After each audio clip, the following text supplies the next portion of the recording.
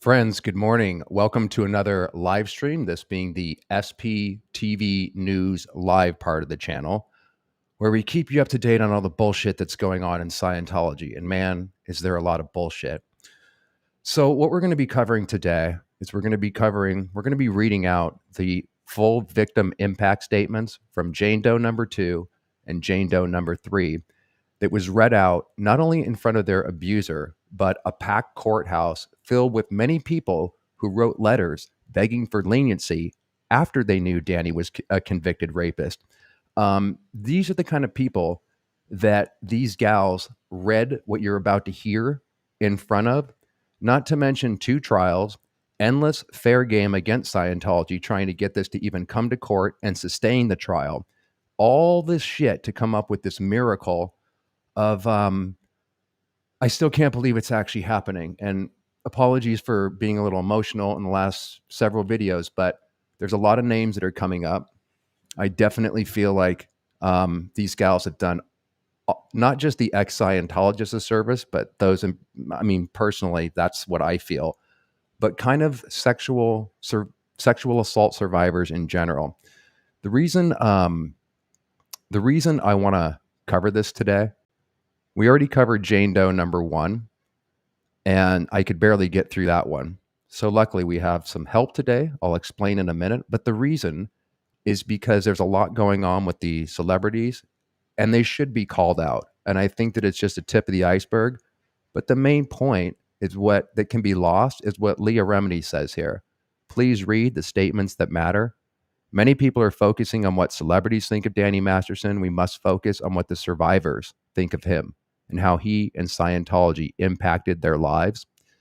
So before I get into Jane Doe number 2 and Jane Doe number 3 statement, I want to give a trigger warning, particularly to survivors of sexual assault, because it's really hard to listen to this, but it's important because people need to know what happened to these gals, what Danny actually did.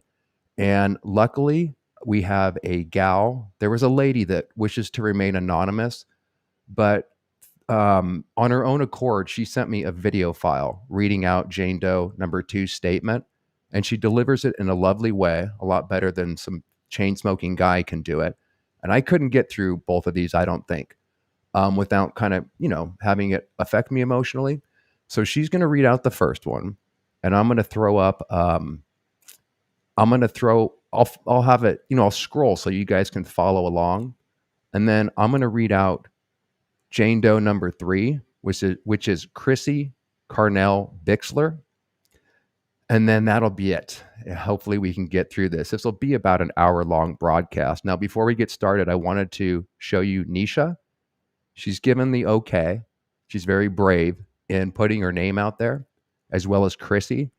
And please show her some love if you don't mind. I'm going to link her Instagram and Twitter in the description box. And give her a follow, man. Show her some support. Here's some of the pictures that she has up in her artwork. Not least, probably beautiful artwork to help her, I would guess, to handle the trauma and put the compartments of her mind back together again. There's her little cutie pie kid, I would imagine. And there she is. There's Niesha, the very brave woman that actually saw this through.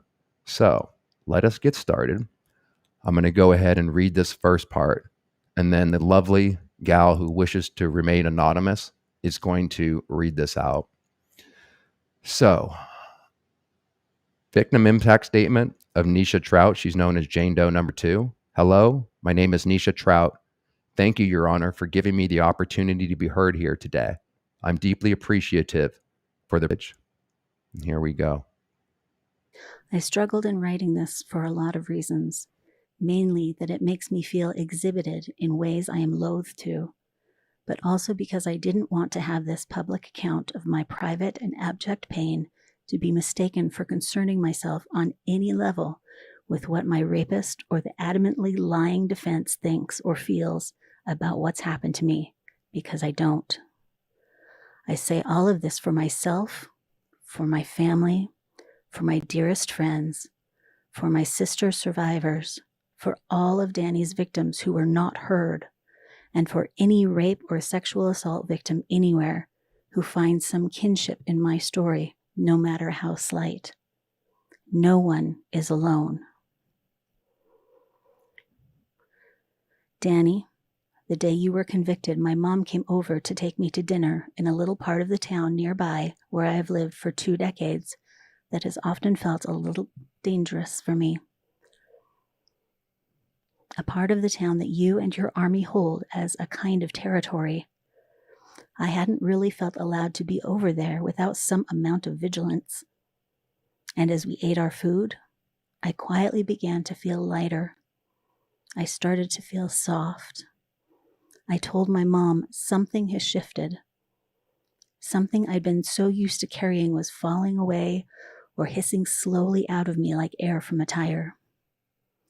I described that old, bad feeling as a dense cube or a jagged stone of fear and shame lodged inside my chest that turned on a terrible axis in me that snagged persistently at my life force.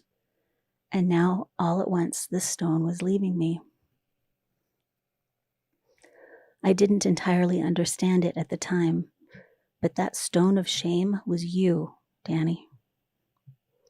Now, just to walk around the town freely that I've lived in for years, without the lingering anxiety of seeing you or your minions, meant I was no longer in your proxy, that I don't have to carry your shame around with me anymore. And now you have to carry it. You have to sit in a cell and hold it. It was always your shame anyway, Danny. Now you'll come to see how heavy it is. Without it, I might have the possibility of healing. But healing is not some linear, simple thing. The lasting effects of rape are pernicious, as they hack silently away at the daily efforts one tries to make toward a life with meaning. Do not confuse it. Even though it was so long ago, what you did to me by emotionally, mentally, and physically injuring me in this brutal manner still reverberates and lives on in my body as corporeal pain. The body is a relentless witness. I still have to contend with what you did to me that night in ways that take a life's work of therapy to repair. Because every time I think I'm okay, that rape comes back to throw that night around in me as actual physical pain, to say, "Hi, Niesha, you're not done with me yet."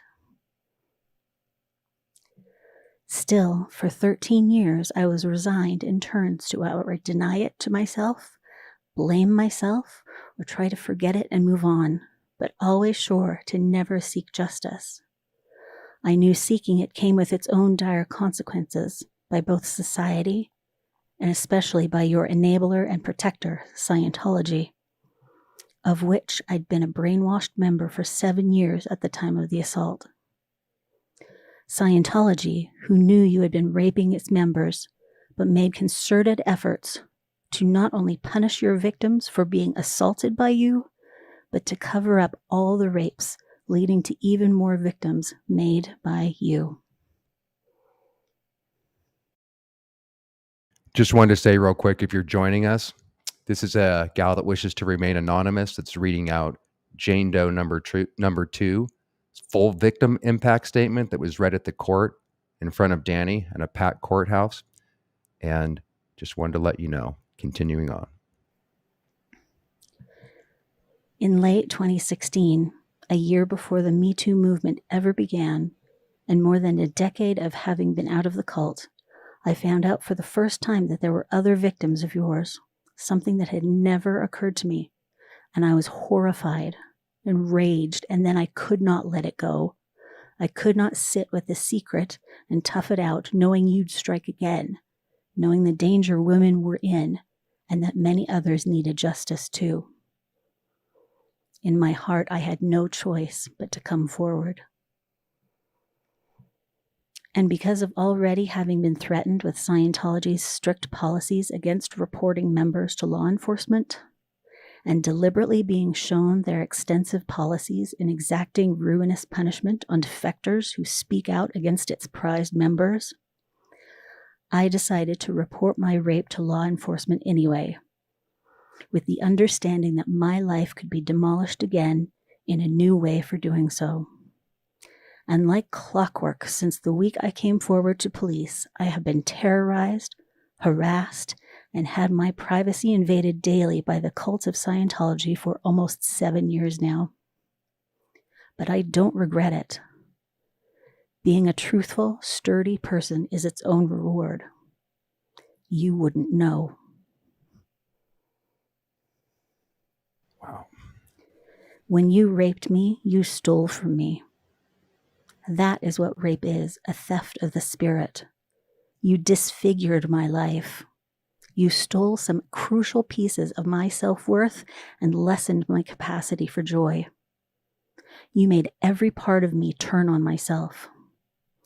Worst of all, for so many years afterwards, the rape deformed my ability to trust others and to discern danger or goodness appropriately, since life was now in the prism of the hatred, shame, and fear you forced into me that night. And you were someone in my community who I peripherally knew that my close friends vouched for. Danny's a great guy, they said. This stolen trust part is the most crippling because now my internal gauge was broken. Whatever condition it was in before, you broke it completely.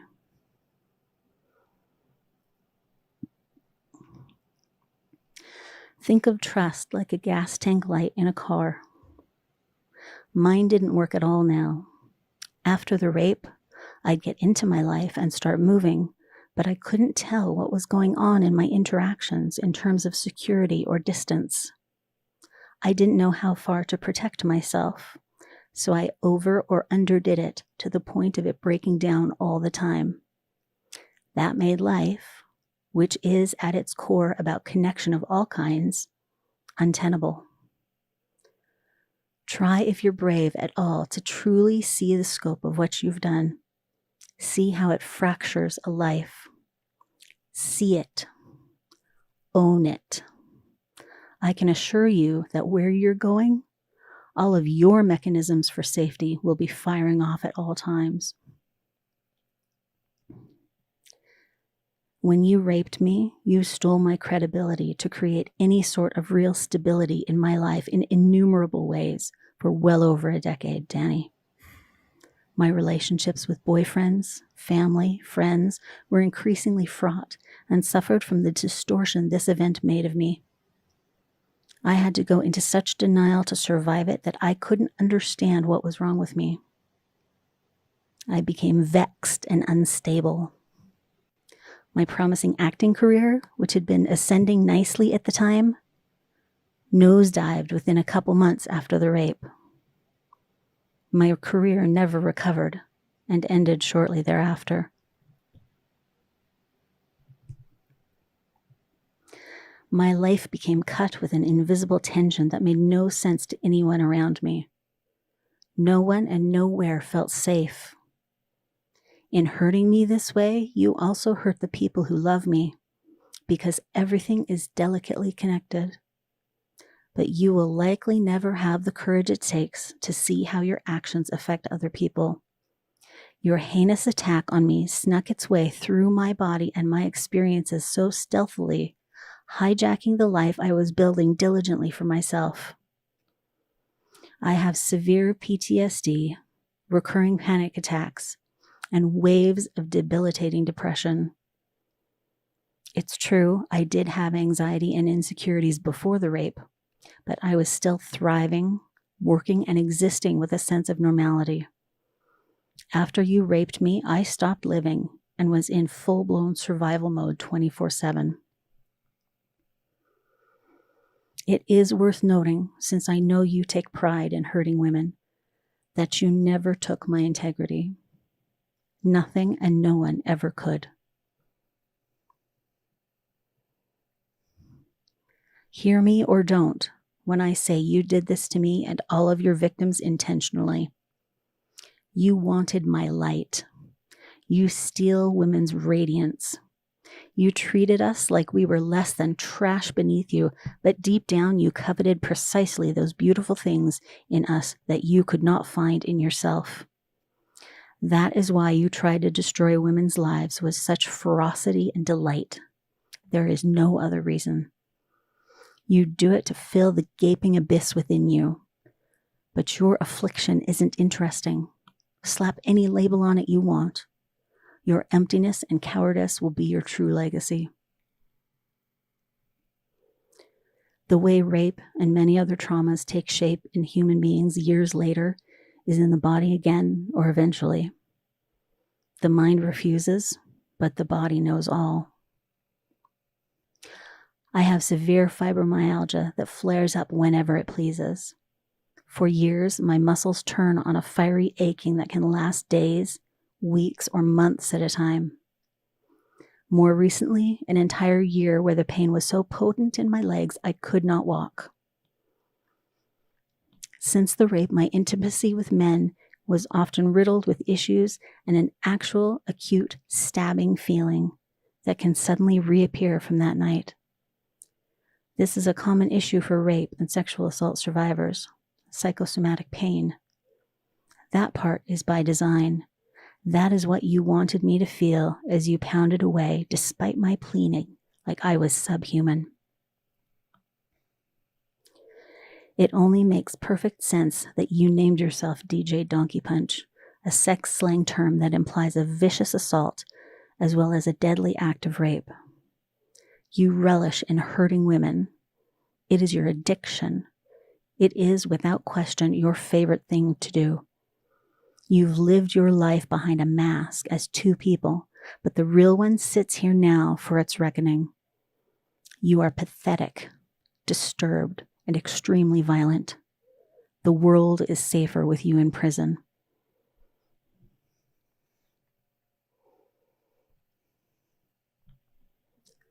I know you refuse to admit it to yourself, but I am a human being. I absolutely see you as human, Danny, just missing the compassion or innate decency. I'd never want you to be raped or attacked in any way where you're headed now. I wouldn't wish rape on my worst enemy. I only wish for the impossible, for you to see yourself with searing clarity, to see all of your actions and sit there with the unassailable, deafening truth for as long as it takes to rehabilitate. I close now to say I have not in any way ruined your life, nor did I put you in prison. None of the incredibly brave, strong, beautiful women you raped who testified here put you in prison. You, all by yourself, made all of the craven, abominable choices that put you squarely in this seat. It never once dawned on you that you'd be held accountable. You've glided easily through your life as a depraved criminal without consequence for so long that you thought not only the law didn't apply to you, but that karma had no eye on you either. You move in smugness and spite, while the spirit of life itself watches you. You live and breathe without humility or tenderness in the gift of your life that God gave you, that God gives us all. Life is precious and fragile. Find your heart. Earn something. Read books. Listen to the brightness of nothing. And get well. I forgive you. Your sickness is no longer my burden to bear.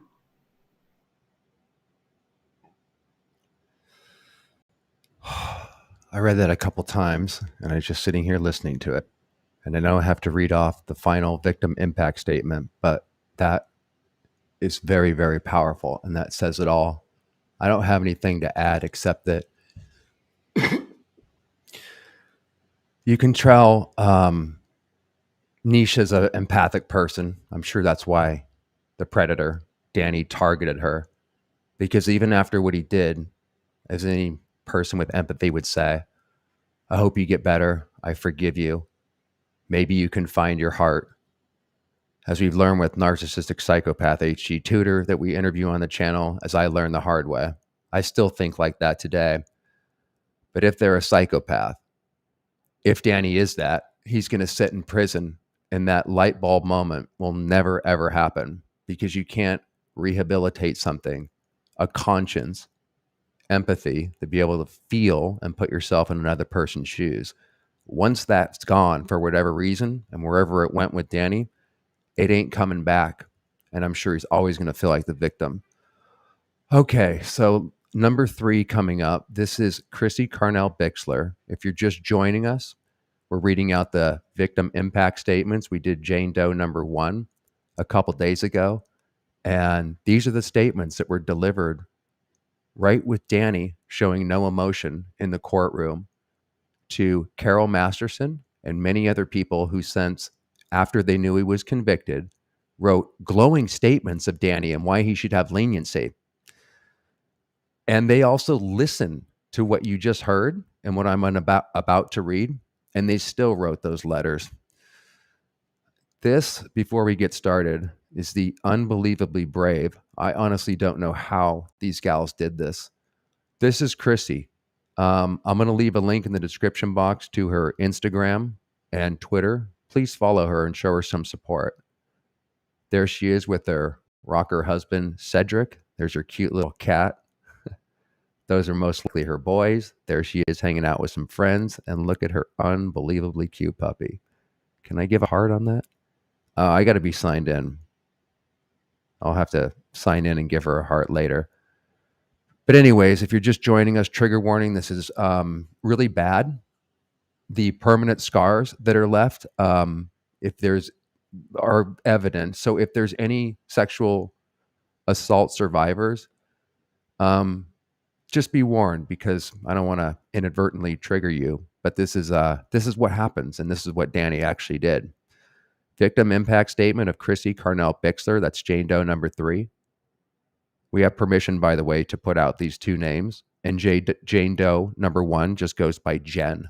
But whoever she is, she's also very brave. Dear Honorable Judge Almeida, before I begin, I want to thank you from the bottom of my heart for allowing me the freedom of choice to use my voice today. You'll never know how much this means to me, and my hope is that it helps me in my healing.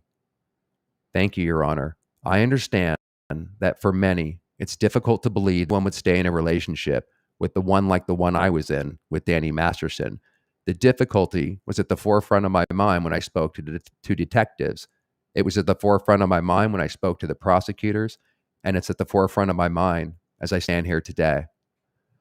Let me take a drink of water, stand by. How can I tell anyone that I had gotten myself into a situation where I was regularly mentally and emotionally abused and raped repeatedly? That's partly why I focused on the one rape that I reported to Scientology. Certainly, I answered every question that was asked of me by the detectives to the best of my ability. However, there was one question that I wish I had been asked, and I never was. One question that perhaps would make people understand. And the question I needed anyone, to ask me was, and again, anybody who's been through this will understand how you can be in a relationship with.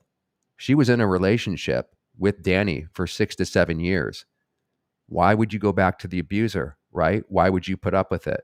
Well, part of the trauma and the trauma bonding is thinking that you're the victim and you did something wrong, and never looking at the actual person that's doing the very things that I'm reading out.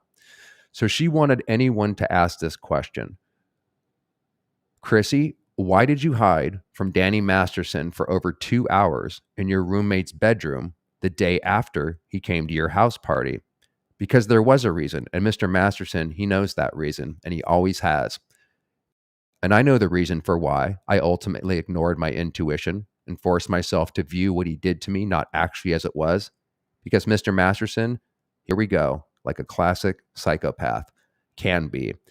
Because Mr. Masterson was very charming, so charming, in fact, he convinced my roommates that perhaps what he had done to me that night before wasn't so bad.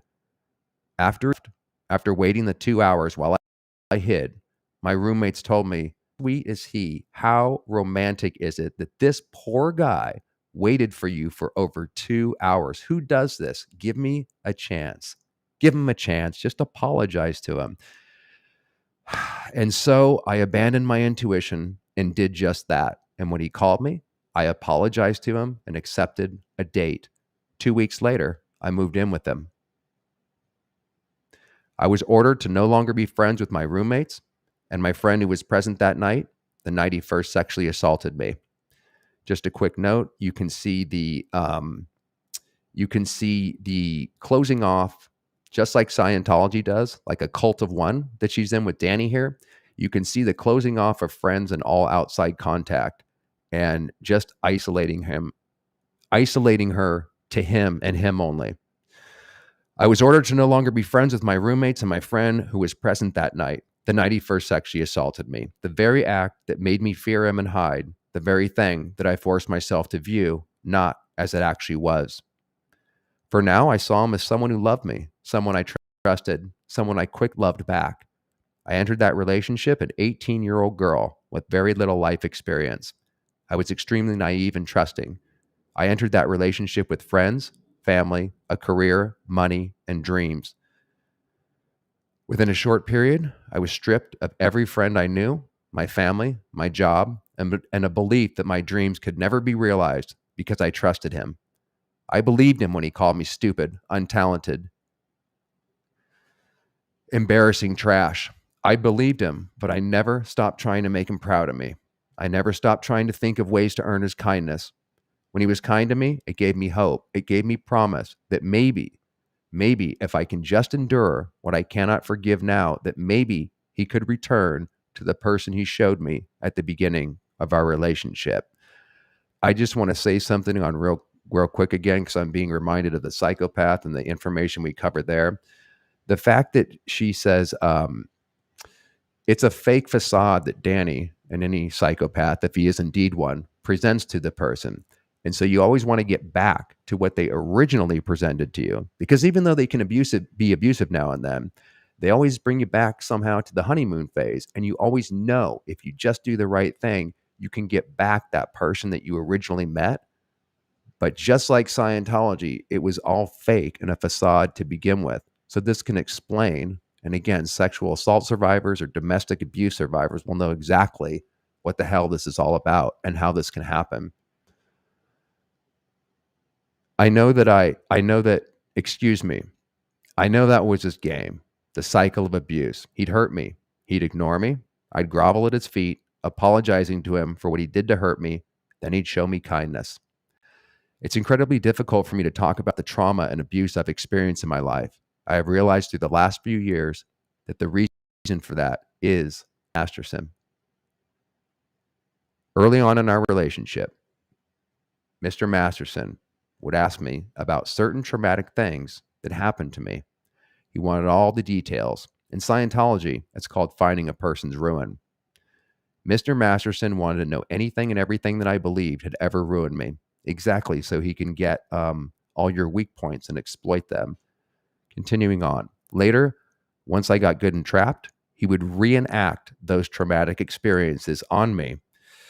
To speak of the impact of rape for me is viewing my body as a crime scene my entire life and never being able to call out for help out of fear and shame and not wanting people to see me the way I see me, broken, deformed.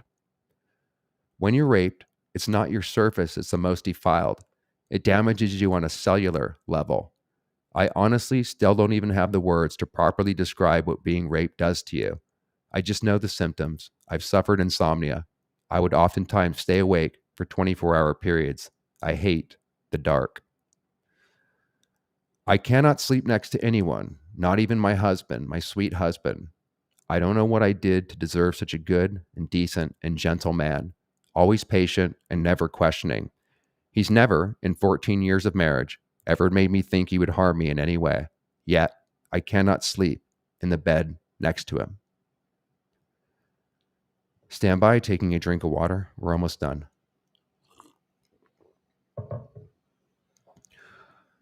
I harm myself in my sleep. I regularly wake up with deep bruises and scratches on my hands and arms. In 2017, I punched a hole in the wall behind my bed during my sleep. I'm always fighting monsters. In 2016, after finding out I wasn't the only victim, I had my first panic attack.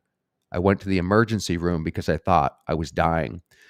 I remember forcing them to run all these tests. The doctor came back and told me this is one of the worst panic attacks he had ever witnessed. He told me that I needed to take a pill. I remember sitting there on oxygen and still not being able to breathe with my heart beating out of my chest. And I told the doctor that I couldn't take psychiatric medication because Scientology believes psychiatry is the root of all evil. The doctor told me that I had to take the pill. I took it, and 20 minutes later, my symptoms were. I could breathe. I wasn't having a heart attack. I wasn't dying. I had my first panic attack. After reporting Mr. Masterson to law enforcement, me and my family started being fair gamed by Scientology, just as they had threatened they would back in 2002. I've been diagnosed with PTSD, general anxiety, and panic disorder. I have also developed severe, I don't know how to pronounce that properly, trichotillomania. That means excessively pulling out your hair. That reminds me, by the way, my friends, just an interjection here of a gal that we had on named Trinity, who was experiencing similar things. That obviously is a sign of severe trauma if you're pulling your hair out. I haven't been diagnosed agoraphobic, but I can count on two hands the amount of times I've left my home in the last few years. I have physical health issues. I throw up. I started getting blinding migraines accompanied by visual auras. I go through phases where I have severe body pains, like my nerves and part of my body are on fire. This and so much more is the life sentence Mr. Masterson and Scientology have given me. Again, that speaks for itself. I have absolutely nothing to add. I'm just glad I experienced a small fraction of what these gals went through. And I can barely even read it because it's bringing up a lot of people and a lot of memories. Again, I just wanted to say to these gals, I don't know them, but thank you so much. It's been extremely healing, pulling up my own memories of Danny and his crew, what you talked about. And also they seem to just keep coming. I do think this is an opening to an enormous dam. And especially if Scientology gets prosecuted, somehow if they're actually put on trial for real, not some bullshit thing, the amount of skeletons in their closet is a fucking cemetery. And someone asked at the very beginning, a werewolf, love that moniker, by the way. I see what you did there. Someone asked, Doug, what crimes do you think Scientology is most guilty of committing? If you had to make a list and send it to a panel of government officials to expose this cult, that's a great freaking question, my friends. You know what I'd say to that? The pedophilia that's been covered up, the sexual abuse, which is coming out. This is a small tip of the iceberg, I would suggest, in the area of rape and pedophilia, and the murders made to look like suicides. We've covered several of those on the channel so far. Lisa McPherson would be an example. Shelley Miscavige's mother, in my opinion, would be another example. I'll link in the description box what I'm talking about here so you can see those videos if you haven't. And also, Victoria Britton has a story that's on the channel too. I don't want to speak for her. I would consider her a dear friend. So check out that video too. That's what I would say. How on earth are they able to get away with not only infiltrating the fucking government, man, with Operation Snow White, operating like an intelligence agency, not only getting the charges reversed and the cover up of Lisa McPherson and many other, I would suggest, murders made to look like suicide, but what about the rapes, of which I think this, again, is the tip of the iceberg? And also that leads into a video that we'll be doing later on today that came out on Tony's Substack, which again brought somebody up that I know. This right here, my friends, let me show you this. This guy right here is named Julian Swartz. He's the ethics officer that is at AOLA. That stands for Advanced Organization Los Angeles, here in Los Angeles, obviously. And they deliver the upper confidential levels. And this jackass, walking around ever so smugly and arrogant, loved his power, was the one that I had to jump through endless hoops to get onto the stupid fucking OT levels. But it's basically a way to get all the blackmail material they have on you so that you won't ever get out and speak out. So he, I have to say allegedly here because I don't want these fucking videos to get taken down, but I'm going to go over a Substack article that Tony put out this morning. and jump off of that because it's very revealing. And you asked earlier, a werewolf, what do I think, can do this? Well, we're going to cover some of the pedophilia, alleged pedophilia, but not alleged rapes that this fucking guy right here, Julian, has been very active in covering up. And again, he's just a very, very tip of the iceberg. My friends, I have to roll out of here kind of quickly. I'll be back later to do that video. Have an engagement to go to. But if you have any questions that I didn't get to, let me just take a quick look here, actually, because I don't want to actually miss anybody. But if I did miss anything, throw it in the comments, and I'll take it up in the Julian Schwartz video. Okay, it looks good here, my friends. Thanks for joining us. It's early this morning. It's 9 o'clock. I see you're all bright-eyed and bushy-tailed, unless, of course, you're on the East Coast or you're our overseas friends. But we shall see you shortly later today.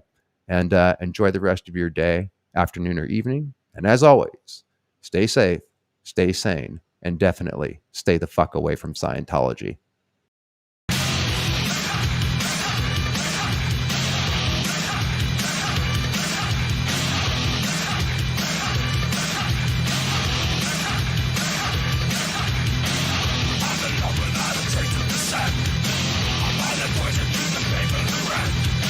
Hard physical labor, an intense ideological study used to break the subject's will. Or is that the truth?